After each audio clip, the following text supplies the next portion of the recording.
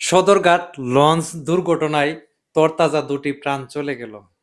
যে ছেলেটা সোহেল আজকে দুনিয়া ছেড়ে চলে গেছে, এই ছেলেটা স্ত্রীর জীবন বাঁচানোর জন্য সে জীবনটা নিজের জীবনটাই দিয়ে দিল। আজকে স্ত্রী কিন্তু দুনিয়াতে বেঁচে আছে এবং হসপিটাল ভর্তি আছে। স্ত্রী বলতেছে, আমার এই জীবন রেখে কি লাভ? স্ত্রীর পেটে 7 মাসের সন্তান, 7 মাসের সন্তান যখন ঘনিষ্ঠ হবে, এই সন্তান তো কোনোদিন বাবার মুখ দেখবে না। তো এই সুহেল মানে যথেষ্ট পরিমাণ চেষ্টা করছে কিন্তু স্ত্রীর জীবনটা বাঁচানোর জন্য। ইচ্ছা করলে কিন্তু সে লাফ দিয়ে উপরে উঠে যেতে পারতো। যদি উঠে যেত তাহলে কিন্তু সে জীবনটা বেঁচে যেত, কিন্তু সে নিজের জীবনের পরোয়া করে নাই, না করে সে চেষ্টা করছে স্ত্রীর জীবনটা কিভাবে রক্ষা করে যায়। এই রক্ষা করতে গিয়ে নিজের জীবনটাই বিসর্জন দিয়ে গেল।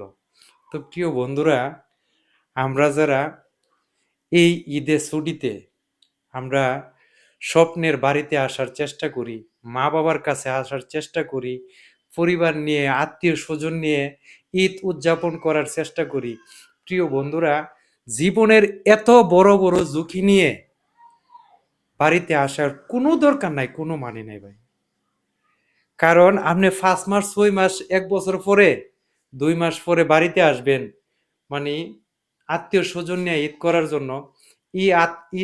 ঈদরা যদি আত্মীয় স্বজন পরিবার সবার কাছে কাল হয়ে যায়, ঈদের কোনো দরকার নাই।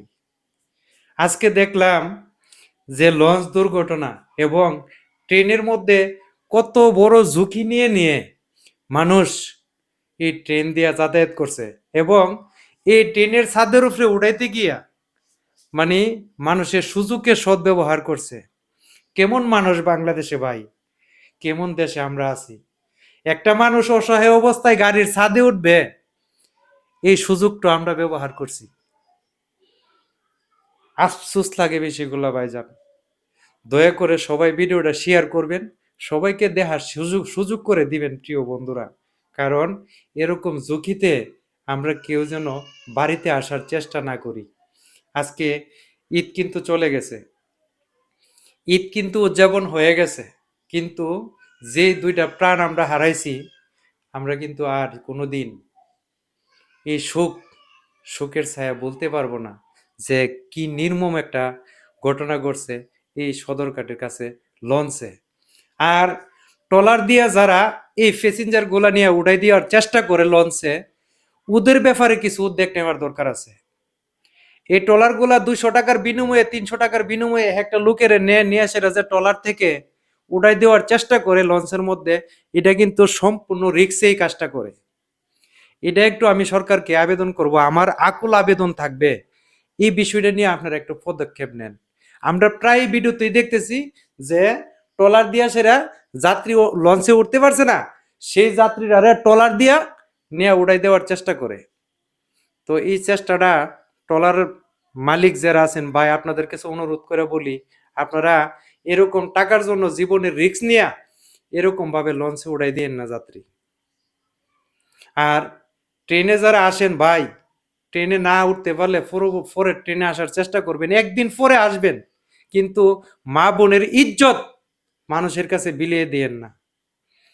আজকে কয়েকটা ঘটনা দেখলাম এই ঈদুল ফিতর উপলক্ষে, ঈদ উদযাপন উপলক্ষে কয়েকটা ট্রেনের মধ্যে কয়েকটা ঘটনা দেখলাম মা বোনের ইজ্জত নিয়ে খুব সিনিমিনি হেলছে।